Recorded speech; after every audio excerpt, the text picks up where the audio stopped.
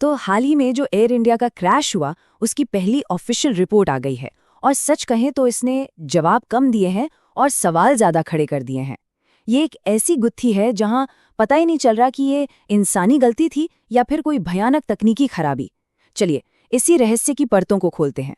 ये रिपोर्ट हमें एक ऐसे मोड़ पर ले आई है जहां एक रास्ता पायलट की गलती की तरफ जाता है और दूसरा एक ऐसी खतरनाक तकनीकी खराबी की तरफ जिसके बारे में शायद किसी को अंदाजा भी नहीं था। यही वो सवाल है जो इस पूरी जांच के केंद्र में है। भारत के एयरक्राफ्ट एक्सीडेंट इन्वेस्टिगेशन ब्यूरो यानी AAIB ने अपनी शुरुआती रिपोर्ट जारी कर दी है और इसके जो नतीजे हैं वो सीधे सीधे पायलटों पर उंगली उठा रहे हैं। और दिलचस्प बात देखिए, जैसे ही ये रिपोर्ट बाहर आई, प्लेन बनाने वाली कंपनी बोइंग के शेयर ऊपर चढ़ गए।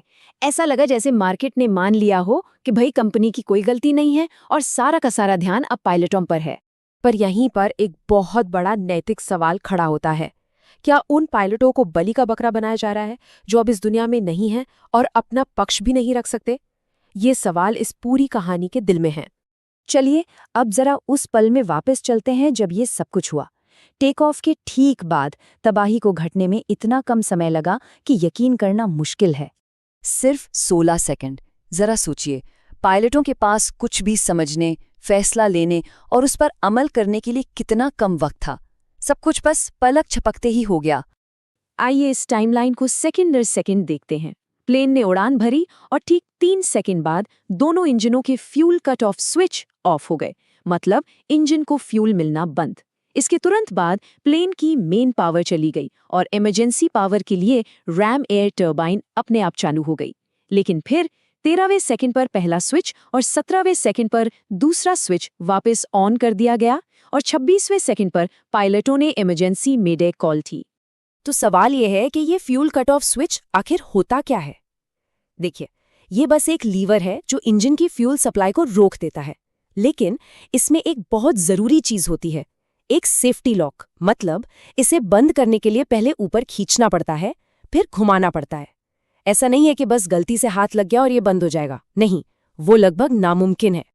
और ये इस पूरी पहेली का सबसे अहम हिस्सा है। रिपोर्ट में कॉकपिट की बातचीत का सिर्फ एक टुकड़ा सामने आया है। एक पायलट ने दूसरे से पूछा, तुमने कट ऑफ क्यों किया? और दूसरे का जवाब था, मैंने ऐसा नहीं किया। बस इतनी सी अधूरी बात और सवाल हजार। ठीक है, तो चलिए पहली थ्योरी पर नजर डालते हैं। क्या ये जानबूझकर किया गया था? क्या ये एक मानवीय एक्शन था? इस थ्योरी को जो सबसे ज्यादा मजबूत बनाता है वो है कॉकपिट से मिली बातचीत के शब्द। सवाल ये नहीं पूछा गया कि अरे ये क्या हुआ या ये कैसे बंद हो गया। नहीं, सवाल था तुमने कट ऑफ क्यों किया। मतलब साफ है, एक पायलट दूसरे को देख रहा था और उस पे सीधा आरोप लगा रहा था कि ये तुमने किया है। लेकिन अगर मामला इतना ही सीधा होता तो ये कोई रहस्य ही नहीं होता। इस थियरी के खिलाफ भी उतने ही मजबूत तर्क हैं जो कहानी को एक बिल्कुल अलग दिशा में ले जाते हैं। पहली बात, दूसरे पायलट ने फौरन कहा, मैंने ऐसा नहीं किया। दूसरी बात, अगर ये जानबूझकर किया गया होता तो कुछ ही सेकंड में दोनों स्विच वापस ऑन क्यों किए गए? दोनों ही पायलट बेहद अनुभवी थे, हजारों घंटों की उड़ान का तजुर्बा था और कैप्टन तो बस रिटायर होने ही वाले थे। ये सब बातें किसी जानबूझकर की गई हरकत से मेल नहीं खाती। तो यहाँ से हम पहुँचते हैं दूसरी संभावना पर। क्या हो अगर गलती इंसान की नहीं बल्कि मशीन की थी?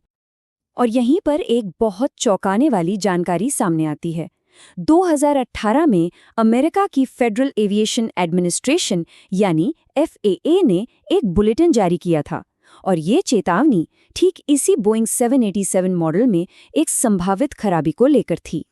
FAA की वो चेतावनी इसी मुद्दे पर थी। उन्होंने साफ साफ कहा था कि इस मॉडल में फ्यूल स्विच का जो सेफ्टी लॉक है वो ढीला पड़ सकता है और इस वजह से स्विच बिना खींचे ही बंद हो सकता है। उन्होंने जांच करने की सलाह दी थी, लेकिन एयर इंडिया ने ये जांच नहीं की क्योंकि ये जरूरी नहीं थी, बस एक सलाह थी। तो अब हम कहाँ हैं? शुरुआती रिपोर्ट तो आ गई है, लेकिन सच अभी भी कोहरे में लिपटा हुआ है और कई सवाल अब भी बाकी हैं। कई अहम सवाल हैं जिनके जवाब मिलने बाकी हैं, जैसे पूरी बातचीत क्यों नहीं बताई गई? उस इनकार के ठीक बाद क्या कहा गया? क्या फिजिकली ये मुमकिन है कि कोई पायलट 1 सेकंड के अंदर दोनों स्विच बंद कर दे? और सबसे बड़ा सवाल, क्या प्लेन बनाने वाली कंपनी को बचाने के लिए जांच को जानबूझकर पायलट की गलती की तरफ मोड़ा जा रहा है? और ये सिर्फ कोई हवाई बात नहीं है।